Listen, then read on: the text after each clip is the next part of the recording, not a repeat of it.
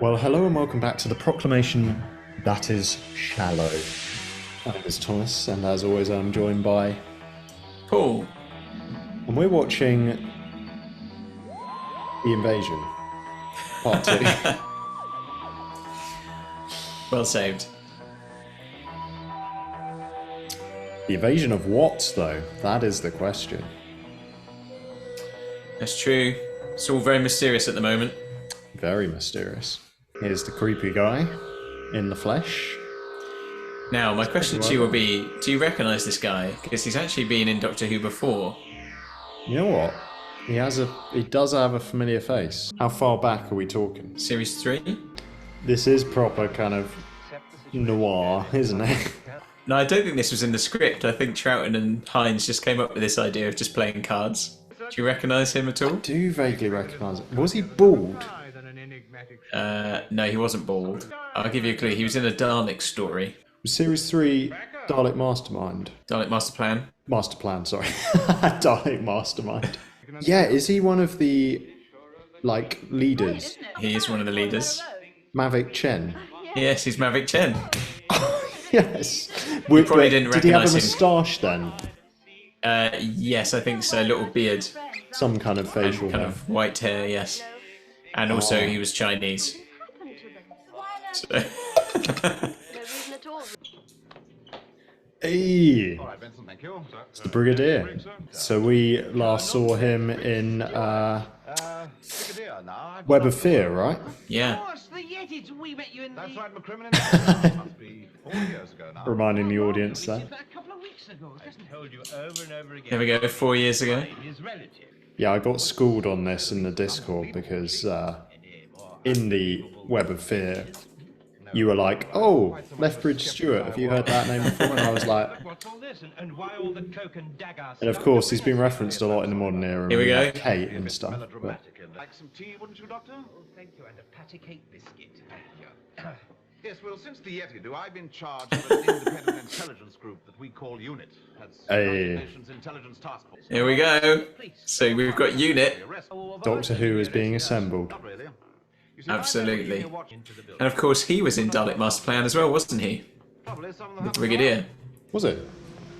Yeah, he was Brett Vaughn. He was Sarah Kingdom's brother. Oh And yes. she killed him. So obviously a different character. Yes. She is a bit of a genius, isn't she? It's interesting they did that. She's sort of a bit of a rival to the Doctor's intelligence. Yeah, it's definitely a different kind of companion to many of the ones we've had. Which is quite cool, I think. It's almost a bit like Clara, how, I mean, people started calling the show Clara Who because they got annoyed that Clara was so good at everything by the end. But that was kind of the point, wasn't it? That she was becoming like the Doctor. Yeah. Back up. Mega. 3 faces. Right, Mr. Vaughn. Take more than a soldering iron to put that right. I love his performance. Like, it's so good. Yeah. Back up. I'd like Mega.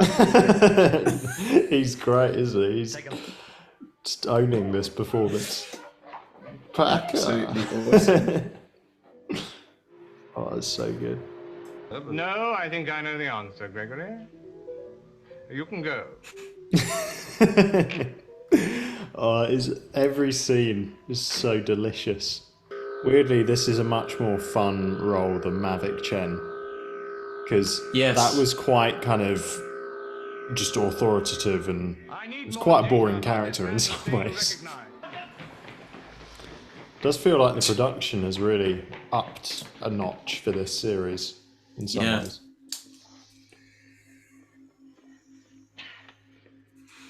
Like rats in a trap.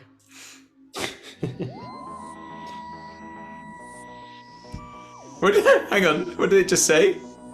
Go rats go in- back. Play that again. Play that again. The bit where it What? said like rats in the trap. And then try not to let it go to the credits bit up at the top. Okay.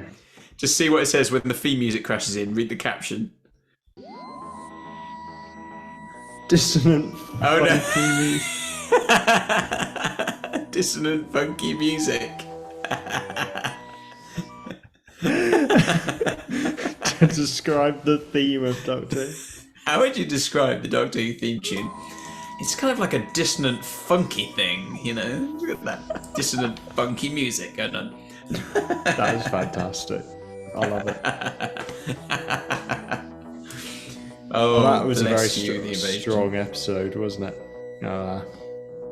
Yeah, I mean, there's a lot to like in there, isn't there? Nice to see footage. I feel like I enjoyed the first one, but we've got quite accustomed to seeing a bit of footage of Troughton with the previous two stories, so I found it a little bit difficult to follow, even with the animation. Whereas this, I was like fully on board with. There's a staticness to them that makes it tricky to follow still. Not as tricky as perhaps some of the recons, but Yeah, I know what you mean. yeah, exactly. But then in this, it was just great, wasn't it? Great to have the Brigadier back and the introduction of Unit. Definite highlight. And what's the name of the character? The one we found very funny, Mavic Chen. Tobias Vaughn. Tobias Vaughn. That's. I mean, he is just chewing the scenery in the best possible way, isn't he? Yeah, it's a wonderful performance, and like the way he delivers his lines, his voice is brilliant, and the way he says "back up," it's just amazing. You can go away now, Backer. Yeah, I think this visually it's a real treat as well. I mean, the location shooting is all great to see out on the streets of London, and then in the train yard and stuff like that. It's just really good scenes. Such a difference from like where we got stuck in season 5, where it was constantly lots of sets for a lot of it, wasn't it? Because it was the base under siege. So it makes a real difference to have that. It gives it a scale and a scope that sometimes these stories need. Absolutely. And, you know, also just the way it's shot, some of those bits we were just saying as they were coming in, you know, they haven't just plonked a camera and faced it at them. They've tried to think a little bit about, you know, making the shots interesting. I think Douglas Camfield is generally quite good at that kind of thing.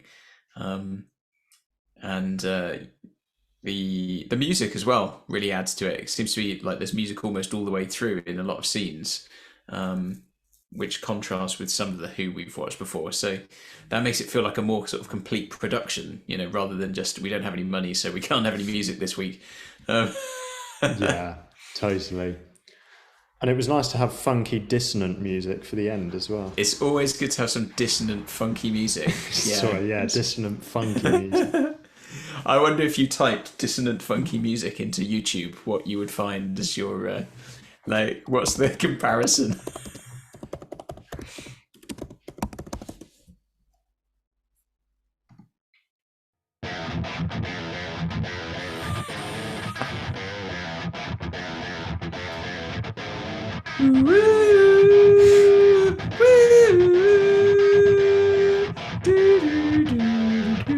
This guy's quite good, isn't it? Oh, Well, yeah. Short one. well, that sums that up, doesn't it, really? No, I think for me, though, I think the absolute highlight is, you mentioned it already, the introduction of the Brigadier as the Brigadier. I know he was Colonel Lethbridge Stewart before, but so having him as the Brigadier and, of course, the introduction of Unit. So that's quite a landmark, a bit of a milestone for the series as well. So I like that. That's great to see. Yeah, I don't think I anticipated before doing the classic era that Unit was a thing that went back this far in the Doctor Who history. I was like, No. in my head, that could have been entirely a modern Who invention. To me, when a Unit appeared in New Who in the Eccleston era, I was like, oh, it's Unit. And it's a harking back to the classic era. But of course, I did realise when we started watching these, I thought, oh well, yeah, Thomas won't necessarily know that Unit was a part of it. So yeah, there's no reason you would have twigged that particularly. So yeah, as you get these little things revealed, you kind of see that actually there's a lot more stuff in the modern era which harks back to, you know, the classic era. So which puts a different spin on it, I guess. Or, you know, at least when we were watching the modern era for the first time, when I did, having the classic era knowledge in my back pocket already made some of those moments a bit more kind of wow, it's great to have this again. It is Doctor Who because there's Unit or something. There's Sarah Jane. Yeah, Yeah. exactly. Yeah. Do subscribe if you'd like to stay in the loop, and do join our Discord, link in the description below. There. No, it's there, isn't it? Yeah. Do join that if you'd like to continue the conversations. But in the meantime, thank you very much. Bye-bye.